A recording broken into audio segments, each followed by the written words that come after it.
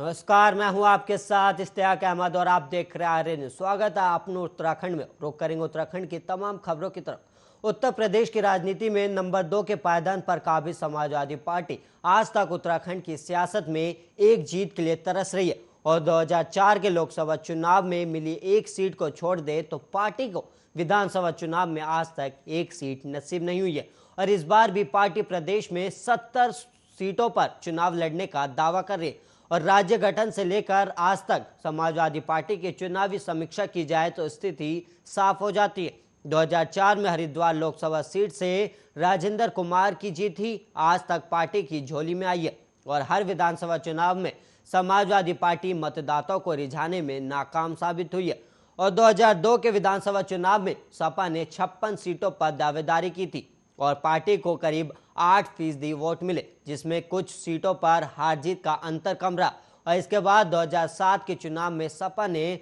42 सीटों पर दावेदारी की और करीब 6.5% वोट मिले। और वहीं 2012 में सपा 32 सीटों पर चुनाव लड़ी और महज 1.5% ही वोट मिले। और 2017 के चुनाव में सपा ने केवल 18 सीटों पर प्रत्याशी उतारे और वोट प्रतिशत धरातल पर पहुंच गया। और राजनीतिक विश्लेषक इस बात को मानते हैं कि कहीं ना कहीं अच्छी लीडरशिप और केंद्रीय स्तर से अपेक्षाकृत कम ध्यान देने की वजह से सपा उत्तराखंड में अपना जनाधार बनाने में नाकाम रही। हालांकि इस बार सपा दोबारा सभी 70 सीटों पर चुनाव लड़ने का दावा कर रही है। और पिछले दिनों प्रदेश प्रभारी यूपी के पूर्व मंत्री राजेंद्र चौधरी ने देहरादून में प्रदेश कार्य समिति की बैठक भी की और अब यह आने वाला समय ही बताएगा कि इस बार के चुनावी महासंग्राम में साइकिल पर कौन कौन सवार होगा।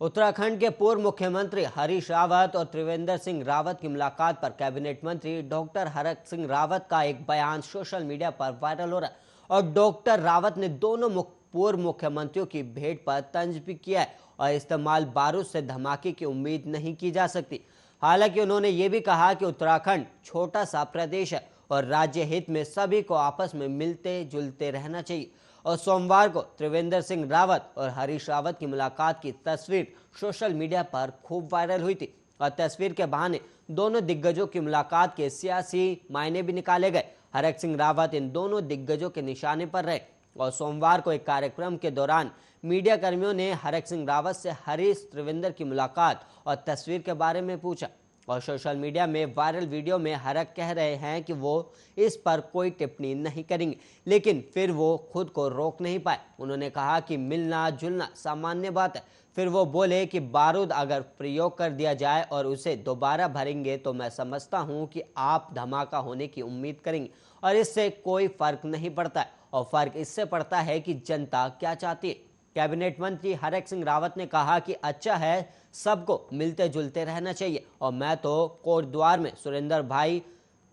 से मिलना चाहता हूं, लेकिन वो मुझे मिलते ही नहीं। मैं तो हरीश भाई से भी मिलने को तैयार हूं और चाहता हूं कि त्रिवेंद्र भाई से भी मिलूं, लेकिन वो कटे कटे रहते हैं।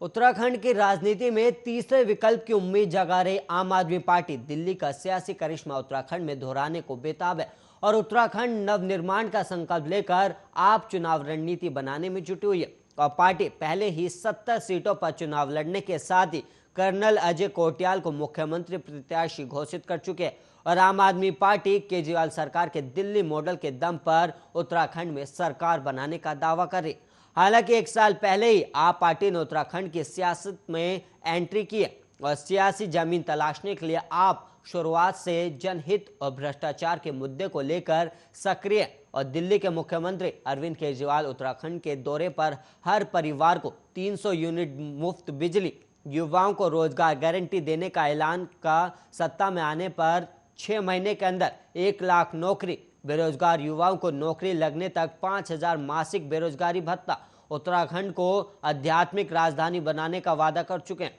और आप पार्टी 2022 के चुनाव में सभी 70 विधानसभा सीटों पर चुनाव लड़ने के साथ ही कर्नल अजय कोटियाल मुख्यमंत्री प्रत्याशी घोषित कर चुकी है और इसके अलावा पार्टी ने मुफ्त बिजली गारंटी और कार्ड रोजगार गारंटी अभियान चलाकर घर घर गांव-गांव तक लोगों तक संपर्क साधने की कोशिश की है। और कर्नल कोटियाल प्रदेश के जिले और विधानसभा क्षेत्र में रोजगार गारंटी यात्रा निकालकर पार्टी को मजबूत करने में जुटे। और आम आदमी पार्टी के केजरीवाल सरकार के दिल्ली मॉडल को भी उत्तराखंड में प्रयोग कर रही है। और आपका दावा है कि राज्य के लोगों की तीसरी विकल्प के रूप में आम आदमी पार्टी से काफी उम्मीदें हैं और पार्टी ने जो वादे किए उन्हें सत्ता में आते ही पूरा किया जाएगा।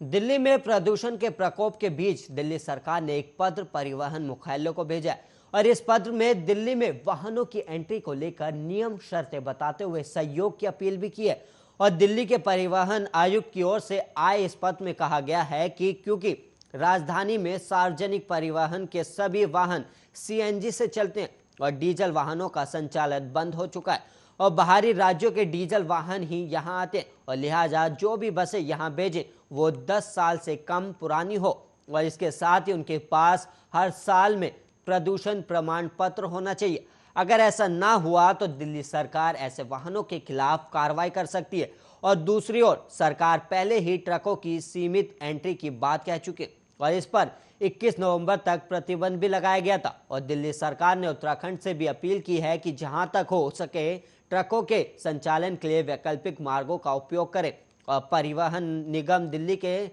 नियमानुसार पूरी तरह फिट बसें ही भेज रहा है और निगम के जीएम संचालन दीपक जैन ने बताया कि हमारी सभी बसें ऐसी संचालित हो रही हैं जो कि या तो सीएनजी है या फिर 10 साल से कम पुरानी है और सभी बसों के लिए प्रदूषण सर्टिफिकेट अनिवार्य तौर पर रखा गया है।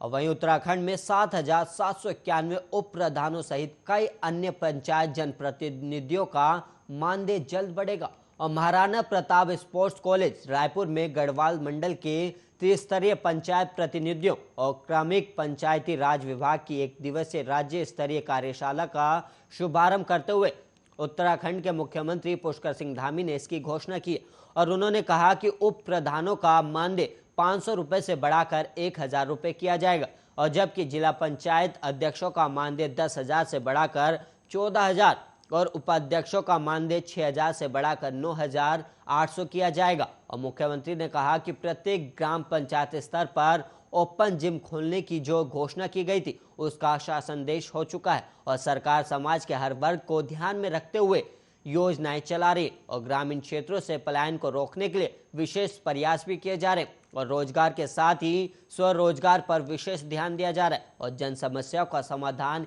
एक ही जगह पर हो इसके लिए लगातार कैंप भी लगाए जा रहे और इसके अलावा जिलों में रोजगार मेले आयोजित भी किए जा रहे। और पंचायती राज मंत्री अरविंद पांडे ने कहा कि कोविड काल के दौरान पंचायत प्रतिनिधियों ने अपनी जान की परवाह किए बिना पंचायतों में जो कार्य किए वो सराहनीय है और पंचायतों में वर्तमान में सभी धनराशि ऑनलाइन आवंटित की जा रही है और पारदर्शिता के साथ कार्य भी हो रहे हैं। और उन्होंने आगे कहा कि सीमित संसाधनों के बावजूद भी पंचायत प्रतिनिधियों द्वारा सराहनीय कार्य किया जा रहा है और कार्यशाला में पंचायती राज विभाग और अन्य रेखीय विभागों के विशेषज्ञों द्वारा कार्यशाला में आए हुए समस्त प्रतिभागियों को प्रशिक्षण दिया गया। मुख्यमंत्री ने घोषणा करते हुए कहा कि जिला पंचायत सदस्य का मानदेय 1,000 से बढ़ाकर 1,500 प्रति बैठक और क्षेत्रीय पंचायत सदस्य का 500 से बढ़ाकर 700 रुपए प्रति बैठक किया जाएगा।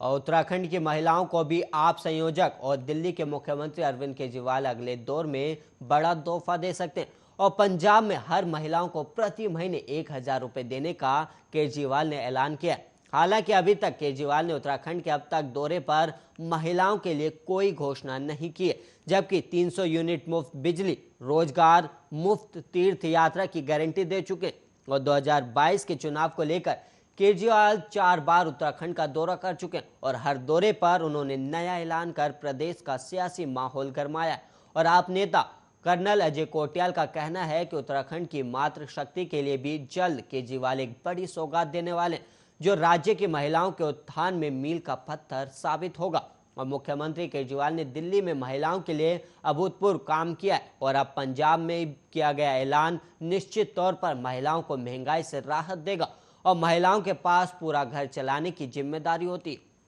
और कहा कि मातृशक्ति के आंदोलन और बलिदान से बने उत्तराखंड में बीजेपी और कांग्रेस दोनों सरकारों ने आज तक महिलाओं को दरकिनार किया है और उत्तराखंड में 78,86,000 मतदाता हैं, जिसमें महिला मतदाताओं की संख्या 37,58,000 है। और आम आदमी पार्टी के सीएम पद के उम्मीदवार कर्नल अजय कोटियाल ने कहा कि दिल्ली के मुख्यमंत्री अरविंद केजरीवाल ने उत्तराखंड के लोगों को तीसरी ऐतिहासिक गारंटी दी है और उनकी इस घोषणा से साफ हो गया है कि आप सर्वधर्म पार्टी है और सभी धर्मों में अपना पूर्ण विश्वास रखती है। कांग्रेस बीजेपी पर निशाना साधते हुए उन्होंने कहा कि ये दोनों ही दल सिर्फ धर्म की राजनीति तक सीमित है और 21 सालों में दोनों ही दलों ने धर्म के नाम पर लोगों के साथ छल किया है और प्रदेश के लोगों को अब दोनों ही दलों का खेल समझ में आ चुका है और अब लोग आप पर भरोसा करें। और उन्होंने कहा कि केजरीवाल की घोषणा सिर्फ घोषणा नहीं होती बल्कि वो गारंटी होती है जो सरकार बनते ही पूरी होनी तय है।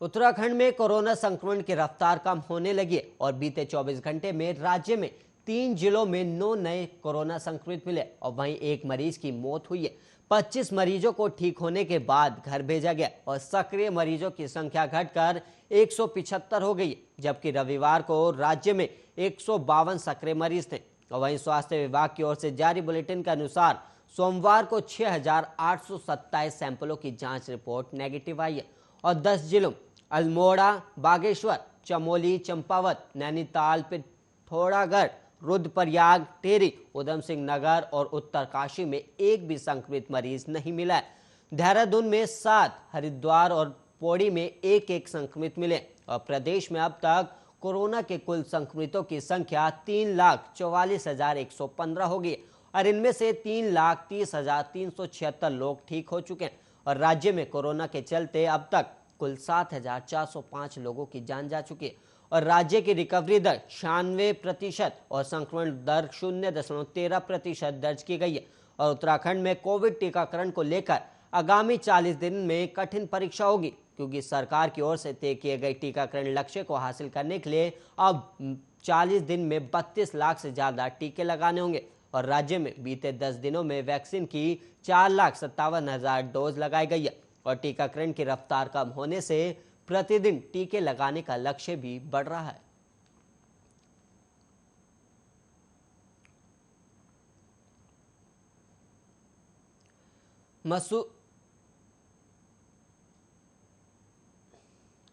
मसूरी शहर के रियाल्टो के पास गाड़ी साइड करने को लेकर स्थानीय लोगों और पर्यटकों के बीच विवाद हो गया और इस दौरान दोनों पक्षों में हाथापाई भी हुई और आरोप है कि मसूरी घूमने आए कुछ लोगों ने इस बीच फायरिंग भी की है जिससे हड़कंप भी मच गया था और विवाद बढ़ता देख आसपास के लोग इकट्ठा हो गए और घटना की सूचना पुलिस को दी गई और सूचना मिलते ही पुलिस भी मौके पर पहुंच गई।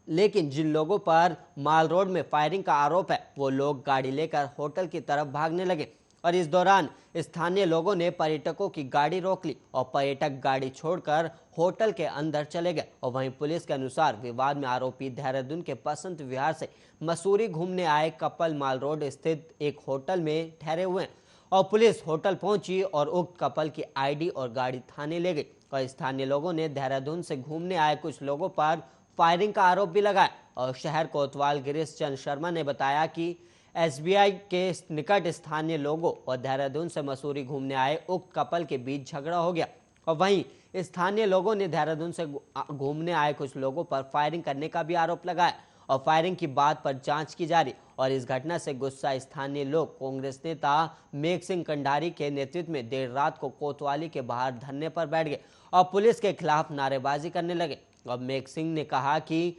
एसबीआई के सामने काले रंग की क्रेटा में बैठे लोगों ने सरेआम 3 फायर किए जिसके साक्षी प्रदीप भंडारी और रमेश सिंह है और इन लोगों ने उन सभी लोगों को पहचाना भी है।